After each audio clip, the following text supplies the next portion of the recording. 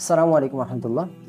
নামাজ পড়তে গিয়ে অনেক সময় দেখা যায় কি আমরা সূরা ফাতিহা পড়ার পরিবর্তে দুরূদ শরীফ, আবার অনেক সময় আয়াতুল কুরসি কিংবা অনেক সময় তাশাহুদ পড়ে ফেলে। আবার রুকুতে গিয়ে সিজদার তাসবিহ এবং সিজদাতে গিয়ে রুকুর তাসবিহ পড়ে ফেলে। আবার অনেক সময় দুই সিজদা দেওয়ার মাঝখানে না বসে দাঁড়িয়ে যায়। আবার অনেক সময় 3 সিজদা কিংবা 4টা সিজদা প্রতি এক রাকাতে হয়ে যায়। এরকম ভুল আমরা অনেকেই প্রতিদিন করি। তখন করণীয় কি? সাহু সিজদা দিতে হবে। সাহু সিজদা দিতে যদি ভুলে যাই কিংবা সাহু সিজদা দিয়েছে কিনা সেটা যদি মনে না থাকে, তখন করণীয় কি? এই সকল আমাদের নামাজের রেগুলার যে সমস্যাগুলো হয়, ভুল ত্রুটিগুলো হয়, এই সকল সমস্যার সমাধান নিয়েই লেখা হয়েছে নামাজের ভুল ত্রুটি বইটি। খুব সংক্ষিপ্ত একটা বই।